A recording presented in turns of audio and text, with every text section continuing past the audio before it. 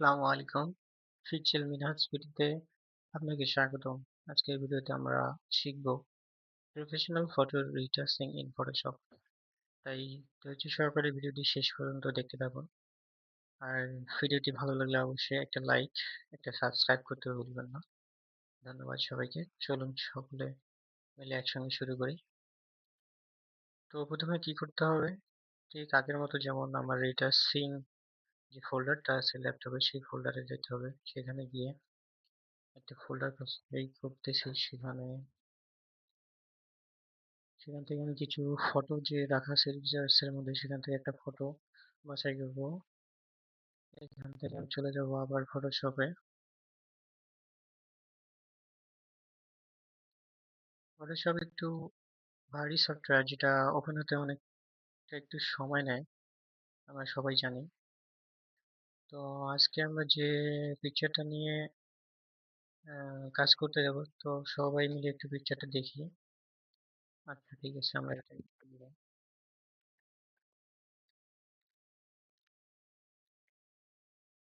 তো প্রথমে যেটা কাজ করতে হবে সেটা হচ্ছে আমাদের প্রথম যে কাজ ফটোশপে আসার পর সেটা হচ্ছে কি আমাদের একটা ডুপ্লিকেট লেয়ার নিতে হবে, সেটা হচ্ছে কন্ট্রোল জে।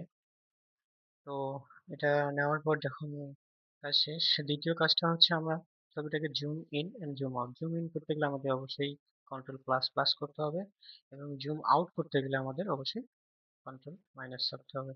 তাহলে জুম ইন করে নিলাম। তারপর আমরা টুলে যাচ্ছি। তো আমরা জানি যে স্পট হিলিং ব্রাশ টুলের শর্টকাট হচ্ছে কন্ট্রোল না, জে, অনলি জে। তো জে দিয়ে দিলাম, আমাদের টুলসটা চলে আসছে। এবং এর ব্রাশের সাইজটা যে আমরা ছোট বড় করবো, তার জন্য আমাদের অবশ্যই জানতে হবে যে থার্ড ব্র্যাকেট ইন যেটা হচ্ছে ছোট, থার্ড ব্র্যাকেট আউট হচ্ছে বড়। তাহলে আমরা থার্ড ব্র্যাকেট আউট করে দিয়ে একটু বড় করে নিচ্ছি।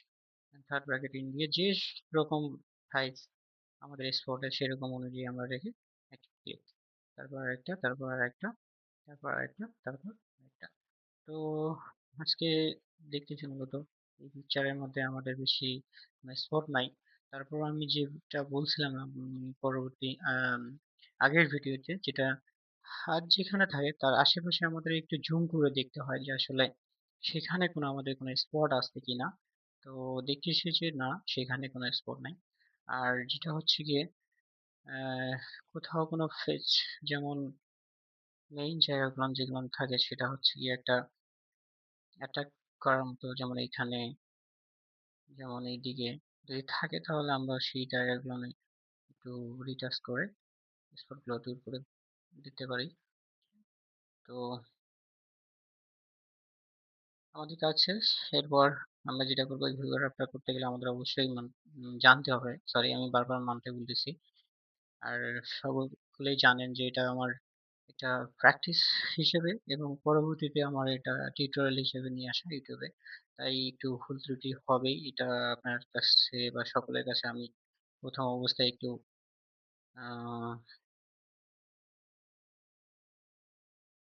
সরি বলে নিচ্ছি। আর হচ্ছে গিয়ে যেটা কাজ সেটা আস্তে আস্তে আমরা সকলে মিলে শিখবো। আর সকলে পাশে থাকবেন, ধন্যবাদ। তাহলে কি করতে হচ্ছে, বিফোর আফটার করার জন্য আমাদের ক্যানভাস সাইজে চলে যেতে হবে, সেটার জন্য কন্ট্রোল অ্যালার্ট সি। সেখানে গেলাম। এখন যেটা করতে হচ্ছে, প্রতিদিনই আমরা যেটা হোয়াইটটাকে আমরা নিয়ে কাজ করি, হাইটটা নিয়ে না।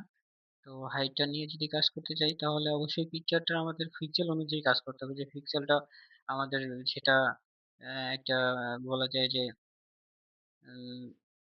হাইট এবং ওয়াইড মিলে যে একটা স্কোয়ার থাকে, আর একটা থাকে হচ্ছে দৈর্ঘ্য প্রস্থটা বড় থাকে কিন্তু হাইটটা ছোট থাকে, সেরকম পিকচারে আমরা আসলে হাইডের কাজটা করব। আজকে আপাতত ওয়াইডটা নিয়ে কাজ করি। যেমন 13 আছে, এখানে 13 দেখুন কত হবে, 26 দিয়ে দিলাম।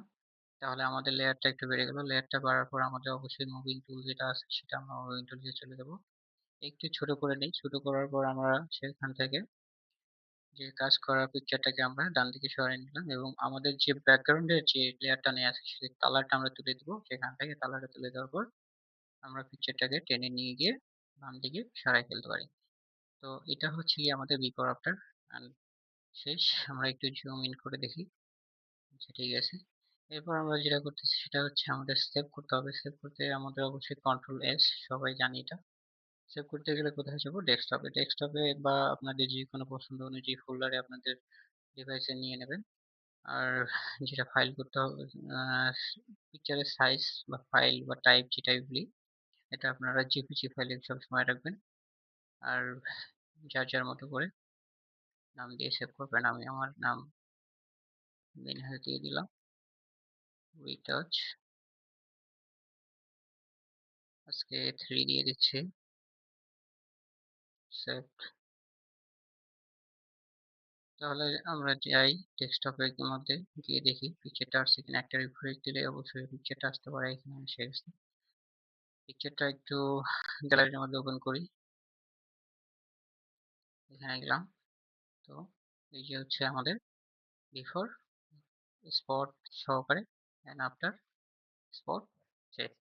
তো অল্প কিছু স্পট থাকার কারণে আজকে অল্প সময়ের মধ্যে ভিডিওটা শেষ। তো ভালো লাগলে অবশ্যই আমাদের ভিডিওটিতে একটা লাইক দিয়ে দিবেন, একটা কমেন্ট করবেন, আর শেয়ার করবেন, পারলে সাবস্ক্রাইব করে দিবেন। আর সব সবাই পাশে থাকবেন।